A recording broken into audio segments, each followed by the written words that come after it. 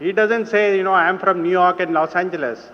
He said that I lived my passion building social media platforms that improve companies' bottom line by 15%. Similarly, here people want to know what you bring to the table because he doesn't want to know whether you have 3 brothers and 4 sisters because he doesn't have the time for all that. There is nothing rude about it. He doesn't have the time. He wants to know how much he can make use of you when you join that company, right? Now, unfortunately, that is where we lose out in the first 6 minutes because they ask about yourself, they ask about your background, we get into unnecessary things where the interviewer has already lost his interest in talking to you further. And of course, we have issues with respect to language and rural students, with whom I work quite a bit.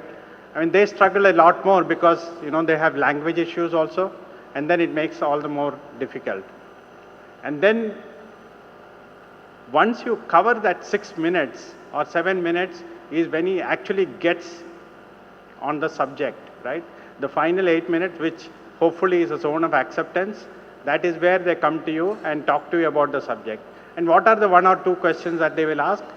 First, they will ask you about, in the interest of time, I don't want to ask that question to you. They'll ask about your project, your seminar that you did in your final semester, and which all of you will answer.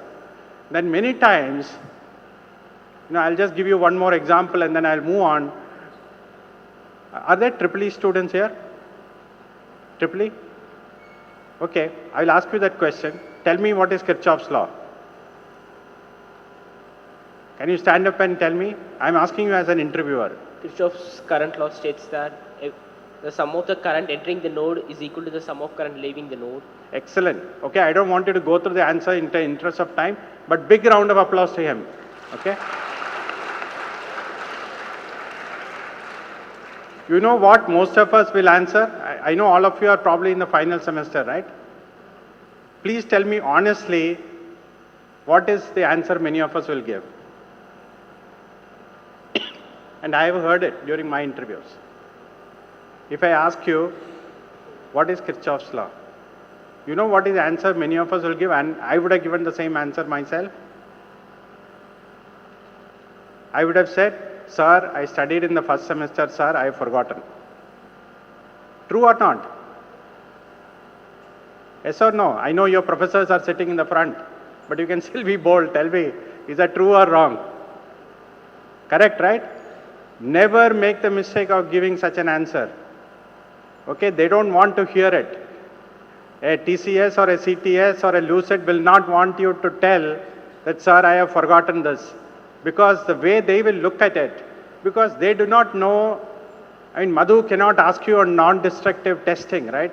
But what he can ask you is questions related to what you have studied in the course, in the 4 years that you have spent in the engineering college. Because he knows that you will not know anything about non-destructive testing. But he will expect that you know what you have studied in the 4 years.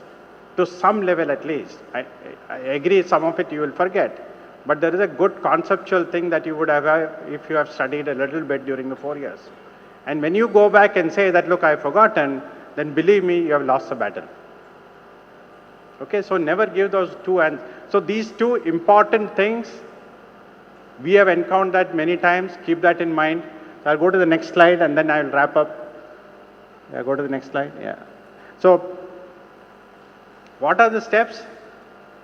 Make sure that you cover the zone of rejection very nicely. If it needs some training, go ahead and get trained on it. But it is not typically the soft skills training that many colleges do nowadays. Because soft skills training, whatever happens, they don't address this issue. Okay? Because they talk about how do you do presentation skills, how do you do communication.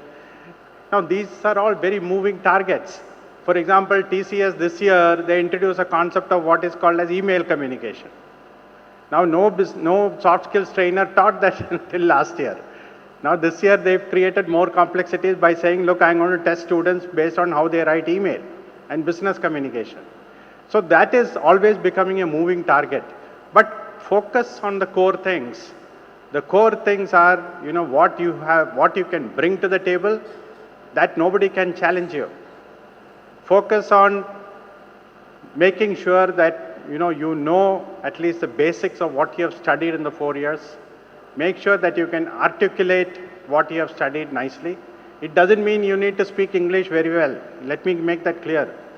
English is no longer a problem because customers and companies know that we speak English with our own accent. So there is nothing wrong in it. Even if you make grammatical mistakes, there is nothing wrong in it. But is there clarity of thought? That is what companies look for, right? The clarity of thought is something that will come if you put in that little bit of effort and put some seriousness into the way you prepare for these interviews. So that's all I have. And of course, if there are some questions, I'll be happy to answer.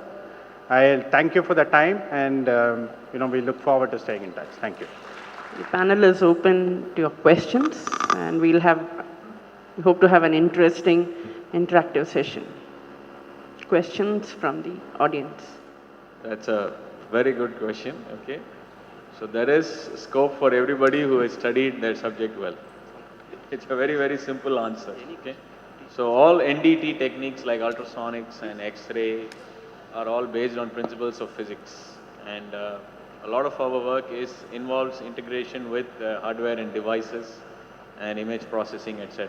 So we expect knowledge of both subject, a little bit of physics, as well as computing skills. So we are a very, very hard company to please, but if anybody is interested in the challenge, they can reach out to Viji or here, who is the PALS program coordinator, and she will get your CVs to us.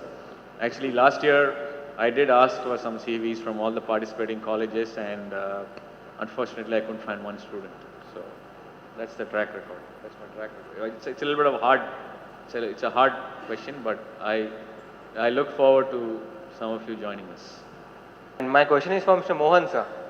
Sir, in an interview, especially in technical interview, even if we are clear with the concepts, there comes a point when our interviewer asks us a question which we are not able to answer. And that is the point where we lose all our confidence, even if our concepts are strong.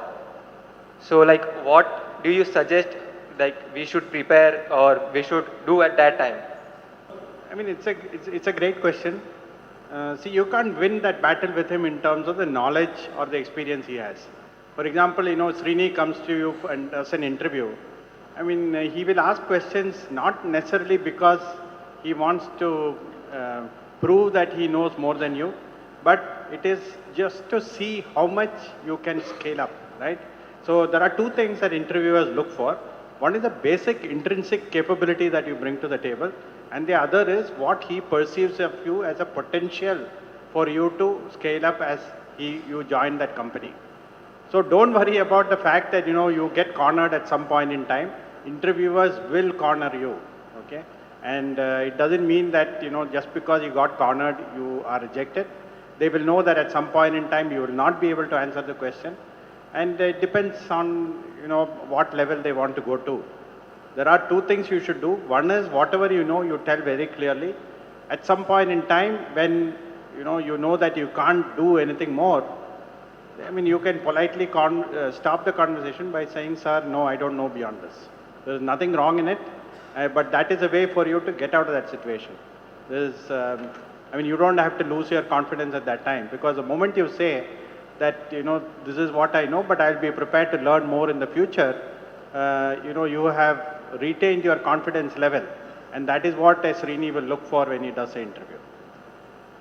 Does that answer your question? Yeah. Thank you, sir. I am Shivarjun from Rajalakshmi Engineering College. My question is to Mr. Mohan, sir. Sir, actually, if a person attends an interview, based on what will you evaluate him? Based on the marks and the CGPA he scored on the tests, or the core understanding of the field in which he is doing his career? Because now, currently, students are finding it difficult to have both of these things. If he moves on in having the core knowledge and understanding in a career, he couldn't do it well in the exams because of the way it is being conducted. It is a combination of all, and as I told you, end of the day, the judgment is made within that 15 minutes. So irrespective of whether you have done well in your acads or whether you have done well in lot of extracurricular activities, what will eventually help you get pushed up is how you perform in that 15 minutes. Now, having said that, that is where, I talked about that 8 minutes, 8 seconds syndrome. What you will say in that first few minutes, where I think that one of the girl students there brought it so well, how you articulate some of the strengths that you bring to the table. Now, the strengths can be in the CGPA that you have scored, because some of you will be very good students. So you articulate and put that up front. Some of you may not be, very high in your CGPA, but then you would have done extremely well in your extracurricular activities. So push that up a little bit. Some of you would have done very good project work in your 8th semester. So push that up. So what are the 3 things that you have in terms of strengths? 1 is your grades, 2 is your extracurricular activities, and 3 is your semester, the final semester project. These are the 3 things that you can talk, nothing more. So between the 3 of them, you figure out where is your best foot that you can put forward. If it is in the extracurricular activities, you slightly push that up. So you got to be very clear, where your greatest strength is. So work on your strengths. Okay, that is a key thing. The mantra is work on your strengths and downplay your weaknesses. Weaknesses, if they want, they will figure out anyway, right? They will figure out. A smart interviewer will pick up your weaknesses, but then you don't have to project your weaknesses. So in some way, there is a saying nowadays, humility is no longer a virtue. Unfortunately for us in South India, we come from a culture where we say, humility is our virtue. Now humility has different connotations, in the way it is expressed. So you don't have to go out of the way and say, things that are essentially your weak points. Never do that. So bark on your strengths, as they call, and then that will take you through. Did I answer? Yes, sir. Thank you, sir. Thank you. I'm Amrita from Pratyusha Institute of Technology and Management. I want to ask a question based on that. There are some questions that are not technical. I heard that in one interview they have been asked what you'll do if you know that your mother is not a person who is having a good character. What you'll do, like that and all, they'll be asking and testing our creative answer. How we should react to that situation if you get angry on the situation, because if you get angry on the situation, they feel that you don't have the creativity to tackle the situation, like that and all. So how we should answer to the questions that are not related to technical? My perspective on this is, see, there is nothing like a right and a wrong answer. And you got to act based on your instincts. Obviously, as you rightly said, the interviewer is trying to needle you, right?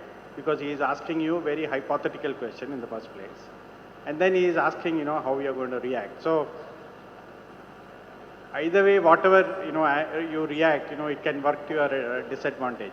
But keep in mind that he is not necessarily asking you to react. He is just asking a hypothetical situation. So many times the way to get out of it will be to use your sense of humor, because sense of humor will, definitely take you to that point. And some smart answers. For example, the answer I will give is, sir, I have been so ethical in my life and the value system that I practice. It is absolutely impossible for my parents who created me to be ever compromising on the value systems. Okay? So I'm just reacting based on the question you asked me. I didn't think about it, but that's the answer I will give. And I think it will work. So like that, you have to create some very sharp, immediate answers that will put him to rest, put him to peace very fast. Okay, so that he doesn't ask follow-on questions. And then you should also be smart enough to divert the dialogue to something else, right? So you answer that question and then give a pause and then slowly, sir, by the way, you do something, sir, this is a project report that I did in my 8th semester. Okay, divert the conversation to something else so that, you get him to talk to you about something which is your strength.